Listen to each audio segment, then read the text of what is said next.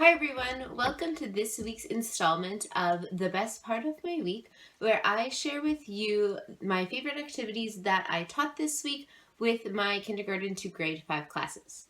So just some background for you. I teach kindergarten to grade 5 music. I have a straight kindergarten class, 4 multi-age grade 1 and 2 classes, 3 multi-age grade 3 and 4 classes, and 2 multi-age grade 4 and 5 classes. So that's how I structure my lessons. Sometimes they overlap, just depending on what we are doing. So we are going to start off with grade 5 today. And in grade 5, the best part of my week was the stick figure movements that Becca from Becca's Music Room has in her TPT shop. So how I did these with my kids is I would show them a stick figure.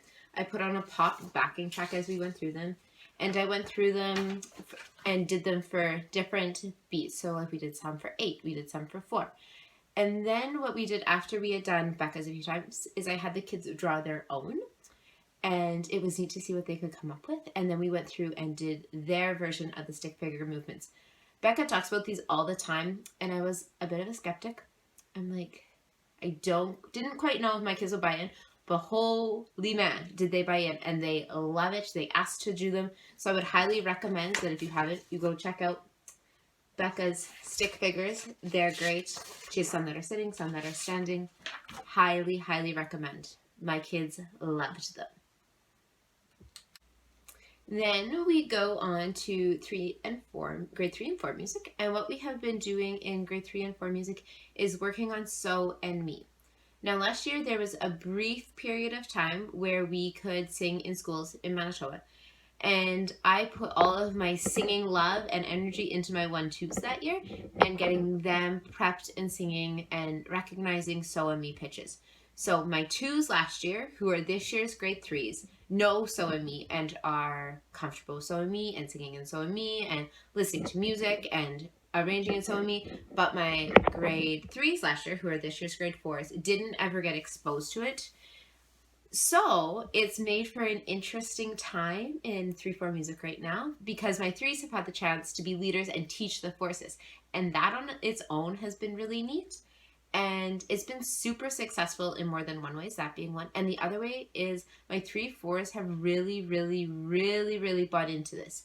They're excited to do it, and I did it with instruments, and they got to play on glockenspiels. So that's likely part of the reason why they bought into it quicker, but they've bought into it. So what we've been doing to practice So and Me is called Say It, Sing It, Play It. So I've been using the So and Me flashcard set that's in my Teacher Pay Teacher shop, which I will link down below. And so I show them a card. So this one is me, so, me, me. So then they say it. Me, so, me, me. Then they say it. Me, so, me, me. And then on glockenspiels or xylophones, mainly glockenspiels, we then play me, so, me, me. So in this So and Me flashcard package that's in my Teacher Pay Teacher shop, there are 3 different ways that the flashcards are shown. So by letters, on a 2-line staff. These aren't the same, FYI, I picked different ones. And with the solfa hand signs. So it's exposing them to all of the ways that I want them to be able to represent and use solfege. And it's been going pretty well. It's also been a challenge for them to be able to read. Like the say it and the sing it is good, but to be able to read and play it, that's been a fun added challenge, but they're doing super well with it, and I'm super proud of how they're doing with it. So yes, highly recommend sing it, say it, sing it, play it. And again, I'm using my flashcards that are in my TPT shop. I have Me and So ones and then some other sets in there as well with more to come. Then we move to 1-2 music, and in 1-2 music we are working on, coincidentally enough, prepping So and Me, and we're doing that by talking about high and low. So I have been using some nursery rhymes that talk about things going up and down to work on high and low. So we've done Jack and Jill, Hickory Dickory Dock, and the King of France. So what we've done first is we say the nursery rhyme together. So Jack and Jill went up a hill to fetch a pail of water. Jack fell down and broke his crown, and Jill came tumbling after. And then we add the actions. Jack and Jill went up, and we change our voices. Went up the hill to fetch a pail of water. Jack fell down and broke his crown, and Jill came tumbling after. So then we took this to the glockenspiels. So hook, the nursery rhymes, line, actions, sinker, glockenspiels. My kids love instruments. They would play instruments all the time. So the first time we did this, we did it with Jack and Jill, and I did this on purpose because I wanted to talk about the high and low of the hill and going up and down the hill. So we have a hill on our playground, so I asked the kids, think of the hill at our school. Is the fat part at the bottom of the hill or the top of the hill? Well, the fat part is at the bottom. Now, look at the glockenspiel. Do you see how the glockenspiel has a fat part on it?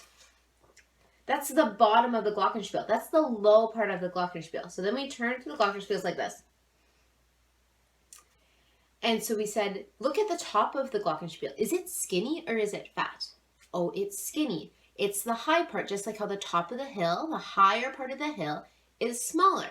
So then we did Jack and Jill, and they did it on the glockenspiel. So he went up the hill, they went up the hill, and Jack fell down the hill. We also did this with Hickory Dickory Dock and the King of France.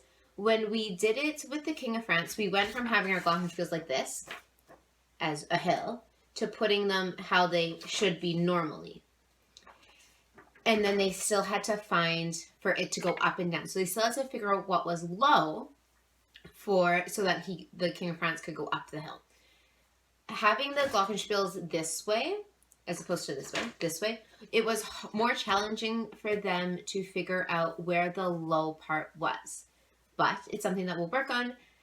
And even as we worked on it more, they did understand it more. And most of them did remember that, oh, the fat part is the bottom, which means low. Like I've said before, my kids really, really bought into this. They had fun with it. They loved playing glockenspiels. I didn't really have the chance to do them with my younger grades last year. So it was a great way to introduce not only high and low, but introduce like playing Orff instruments, playing mallet instruments, because all they had to do was go up and go down, and there's really no way it could sound bad. So it works really well for both of those things, introducing the high and low, keeping them engaged and learning about high and low. It's actually 3 things. And introducing them to the Orff instruments and glockenspiels and all of that we're going to do more with as the year goes on. All right, now, last, but definitely not least, is my kindergarten kids. I see my kindergarten kids half as much as I see everyone else because they come half time. But considering that we've only had like 2, maybe 3 music classes together, they're doing super well with those fundamental skills. So what I picked for them as the best part of my week was the name chant, and it goes like this. So it's pat, clap,